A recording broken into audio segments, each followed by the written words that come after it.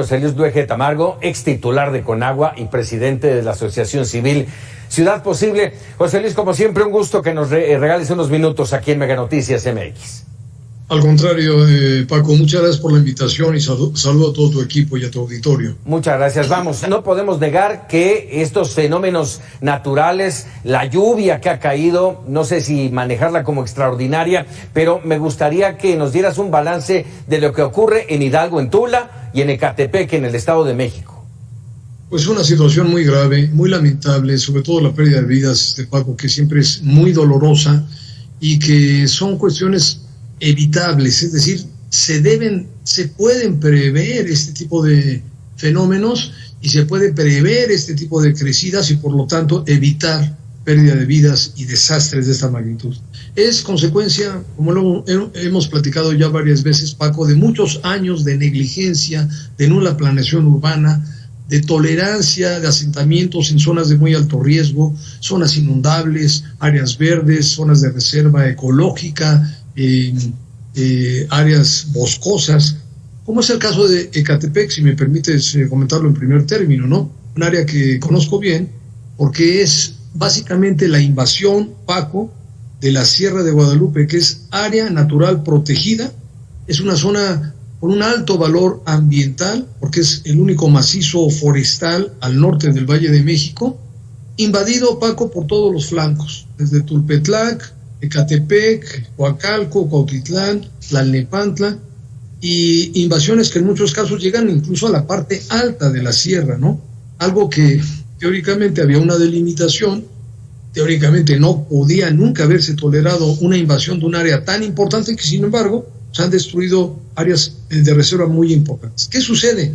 Que al venir estas tormentas, ya no tienes filtración, ya no hay bosque, ya no hay áreas verdes, se ha pavimentado, se ha asfaltado muchas de las zonas de muy alto riesgo, y entonces los escurrimientos crecen exponencialmente. Esto es lo que pasó en la barranca de San Andrés, donde estás narrando en este momento esta desgracia de este hombre que lamentablemente perdió su casa. Entonces es una barranca donde nunca debió haber habido asentamientos y está completamente urbanizada, completamente pavimentada. Entonces, lógicamente, los escurrimientos que, como expresé hace un momento, crecen de manera exponencial, pues se llevan todo a su paso. Entonces esto obliga a una reflexión profunda, Francisco, de una revisión mucho más a fondo, con visión de largo plazo, de reordenamiento, de reubicación en áreas muy, muy riesgosas, donde no debe haber asentamientos. Cosa que nunca va a pasar, José Luis. Mira, pues efectivamente, a mí esa es la gran pregunta. Es muy complicado porque ciertamente la permisividad en los últimos 30 años de estas invasiones, ¿cómo lo resuelves?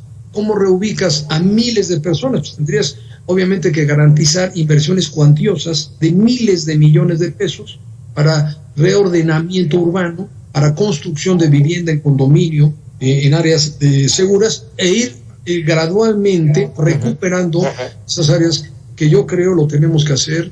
Definitivamente hay que hacerlo. ¿Cómo hacerlo y cuánto tiempo nos va a llevar? Esa es una pregunta muy, muy compleja. A ver, hablabas hace un momento de que hubo falta de prevención en estas situaciones, tanto en Ecatepec como en Tula, en Hidalgo. Y te preguntaría entonces, ¿qué papel juegan aquí los atlas de riesgo? Exactamente, pues efectivamente, los atlas de riesgo que están tanto en los 3 órdenes de gobierno, pues aparentemente son papeles que no sirven para nada, porque cuando tú tienes un atlas de riesgo, debes de buscar, en algunos casos, la reubicación. Mira, por ejemplo, en todo el poniente de la ciudad, como en algunas zonas de Ecatepec, pues hay asentamientos precarios de muy corto plazo, es decir, de muy recientes, que sí se pueden reubicar y que sí se puede atender. Otro caso es donde ha habido, consolidación de la urbanización, regularización de la urbanización, entonces ahí la respuesta es, como tú dices, muy difícil, nunca va a pasar, o creemos que nunca va a pasar.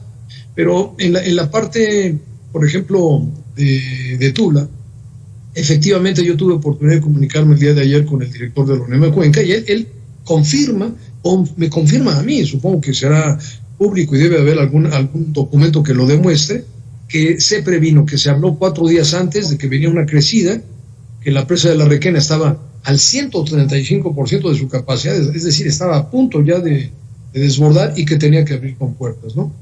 Acabo de escuchar al director del Seguro Social negando que haya habido avisos. Pues es un asunto que se tiene que aclarar.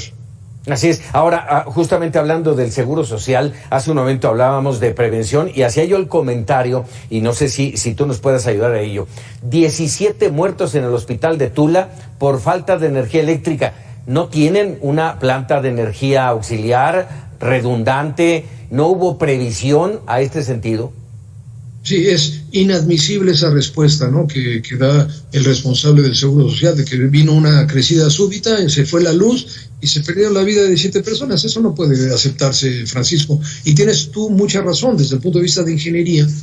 Un hospital tiene que tener plantas de emergencia. No puede quedarse un hospital de esa magnitud sin energía eléctrica, ¿no?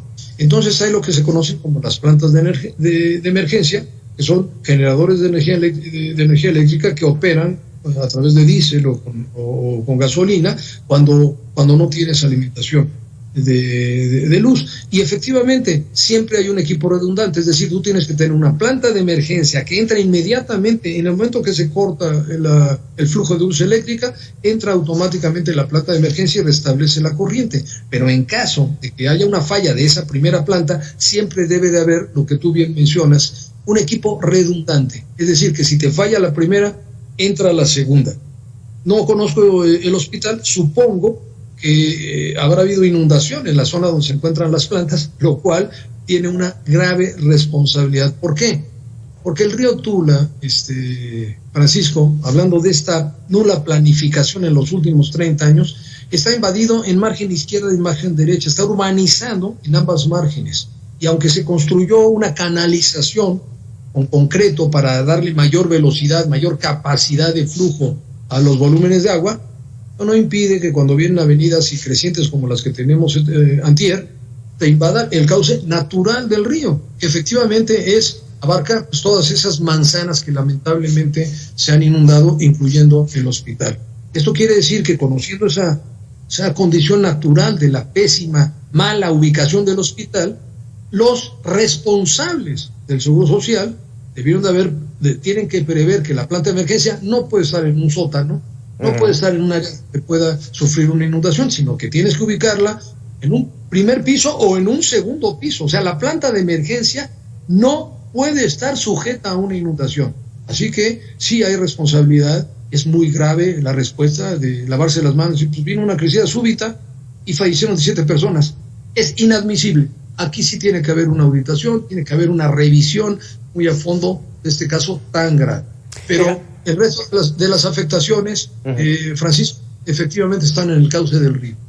Caray, déjame por último preguntarte, conocedor absoluto del TEO, del túnel emisor Oriente, déjame preguntarte, ¿a dónde descarga el túnel? Esto te lo pregunto porque han hecho mención de que las lluvias en la Ciudad de México son parte de la causa de estas inundaciones.